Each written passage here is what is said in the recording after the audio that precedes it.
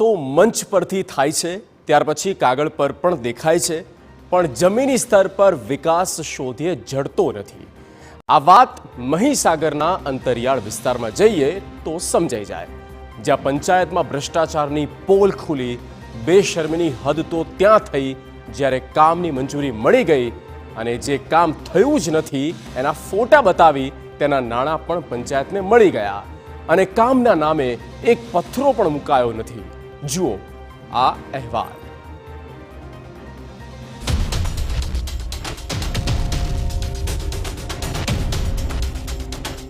અહીંયા કોતરોના પાણી ભરાઈ જાય છે ચોમાસા દરમિયાન. તો અહીંયા સ્થાનિકોની નાળા બનાવવા માટેની માંગણી હતી. પંચાયત દ્વારા નાળા બનાવીને પૈસા ઉપડી ગયા, પરંતુ અહીંયા જગ્યા પર અમે ચેક કર્યું તો જગ્યા પર નાળું બનાવેલું નથી. TV9ની ટીમે માત્ર હવાઈ વાતો પર નહીં પણ સત્ય હકીકત જાણી, સ્થળ પર ગયા અને જોયું, જાણ્યું કે અહીં તો ભોળી પ્રજાને છેતરવાનું કોઈ કૌભાંડ ચાલી રહ્યું છે. મહીસાગર જિલ્લાના સંતરામપુરમાં ડામોર ફળિયાના સ્થાનિકોની વ્યથા સાંભળો. આગળ આ લોકોએ પંચાયતની અંદર એટલો બધો મોટો ભ્રષ્ટાચાર કર્યો છે કે આ નાળિયું વર્ષોથી છે, આજનું નથી. બાપ દાદાને લગભગ મને ખ્યાલ છે તો 100 પેઢી આ નાળિયા ઉપર નીકળી ગઈ અને આ પંચાયતમાં ઠરાવ કરીને એક નાળાની મંજૂરી કરાવડાવી હતી, પણ એની અંદર 1,68,000ની આસપાસની રકમ પંચાયતની અંદર ઉધારીને પૂરેપૂરા પૈસા ચાવ કરી જશે, પણ સ્થળ ઉપર કોઈ પણ પ્રકારનું નાળાનું કે રસ્તાનું કે માટી મેટલ કે કોઈ પણ જાતનું કાર્ય કરવામાં આવેલું નથી.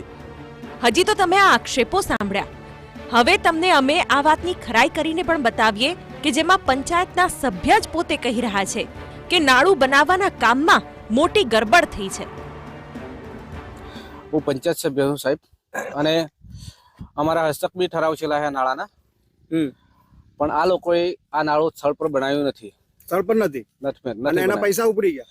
પૈસા અમે આખી પંચાયતનું લિસ્ટ અને તાલુકા પંચાયતમાં જઈને અમે બધું કઢાવ્યું. ત્યાં લોકોએ બીજા કોઈ જૂના નાળાના ફોટા મૂકીને બિલ ઉપાડી દીધેલું છે. કેટલી રકમ ઉપડી ગઈ એની? 1,68,000 જેવી કોઈ રકમ છે. આના આ વિસ્તારમાં ભ્રષ્ટાચારનું આખું લિસ્ટ તમે બનાવી શકો. હવે આ જુઓ, આ છે ઝેર ઉમરિયા ગામનું પટેલિયા ફળિયું કે જ્યાં આઝાદી પછી માંડ એક રસ્તો બન્યો, પણ એમાં પણ ફોટો બતાવો ને પૈસા સેરવો વાળું જ કૌભાંડ થયું હોય એમ લાગી રહ્યું છે. પટેલિયા ફળિયું જ્યાં 2 RCC રોડ બનાવી દેવામાં આવ્યા અને એ પણ 75,000નો એક, એમ કુલ 2 રોડ કર્યા અને 1,50,000 રૂપિયા ઉપાડી લેવામાં આવ્યા. જો કે અહીં તો અમે પહોંચ્યા તો એક જ રોડ દેખાયો અને એ પણ ભંગાર ક્વોલિટીનો. આ રસ્તો બનાવ્યો, હાલ તમને આ ખોદીને તો બતાવ્યું, એક લાટ મારો તો કાકરા છૂટા પડી જાય છે. અને એમાં મટીરીયલ બી પાછું બીજા પાસેથી લીધું. હા, અને ઘરધણી પાસેથી કઈ ટ્રેક્ટર મટીરીયલ લીધું કપચી કે ભાઈ તને આપી દેશું 2 દિવસ પછી ને એવું કરીને ઘરનું મટીરીયલ વપરાયું છે. પંચાયતના સભ્ય જ ત્રસ્ત હોય ત્યાં સામાન્ય જનતાનું તો શું કહેવું? અને અહીં તો ભ્રષ્ટાચાર પંચાયતમાં થઈ રહ્યું છે, મટીરીયલમાં પણ ઘાલમેલ છે. કારણ કે મટીરીયલ ખૂટે તો ગ્રામજનો પાસેથી ઉધારી પર માલ સામાન લેવો એ તો કંઈક અજુગતું જ લાગે છે. જો કે TV9ના સવાલોમાં ઘેરાયેલા તલાટી કમ મંત્રીએ જવાબદારીમાંથી હાથ ખંખેરી લીધા. સાંભળો. એમાં 1.5 લાખના જે રોડ બન્યા હતા 75,000ના એ અલગ બનેલા જ છે. એ તો ટેકનિકલ જે બાંધકામ શાખા હોય એ લોકોની જવાબદારી છે ને. પંચાયત જ બનાવડાયો છે ને? હા, પંચાયત. તો પંચાયતમાં તમે કાળજી નહીં રાખી કે ભાઈ કેવું કામ થાય છે કે એની અંદર શું મટીરીયલ વાપરે છે? પણ એ તો બાંધકામ શાખા જે છે, ટેકનિકલ એન્જિનિયર.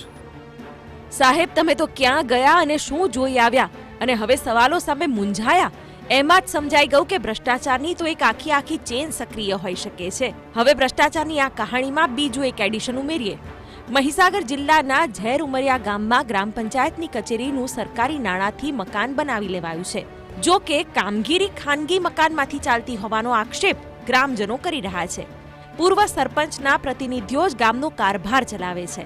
પણ જ્યારે TV9ની ટીમના રિયાલિટી ચેકની જાણ થઈ કે રાતોરાત કચેરીમાં કોમ્પ્યુટર ગોઠવી દેવાયું, કામગીરીનો દોડ ઊભો કરાયો, જો કે સવાલ કર્યા તો જાણવા મળ્યું કે ઝેર ઉમરિયા ગ્રામ પંચાયતની જે રજૂઆત અધિકારી કચેરી મળેલી છે તે સંદર્ભે અમે અહીંથી એક તપાસ ટીમની રચના કરેલી છે અને તપાસ ટીમનો અહેવાલ અમને 2 દિવસમાં મળશે, એટલે એ અહેવાલ મુજબ અમે જે તે કાયદેસરની કાર્યવાહી કરવાની થશે એ કરીશું. તપાસ થશે, શું સામે આવશે એ બધા પર તો નજર રહેશે જ. સરકારી વિભાગોમાં ફોટા દેખાડી રૂપિયા ચાવ કરવાનું કોઈ મોટું કૌભાંડ હોઈ શકે છે. સવાલ પ્રજાના પૈસે થતી લાલિયાવાડીનો છે અને પ્રજાના વિશ્વાસનું ધોવાણ છે. ત્યારે સ્થળ પર તપાસ વિના લાખો રૂપિયા આપી દેવાય? અધિકારીઓ ફિલ્ડ પર જતા જ નથી કે શું?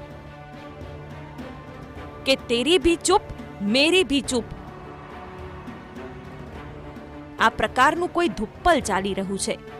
મહીસાગરથી આશીષ ઠાકર સાથે બ્યુરો રિપોર્ટ, TV9.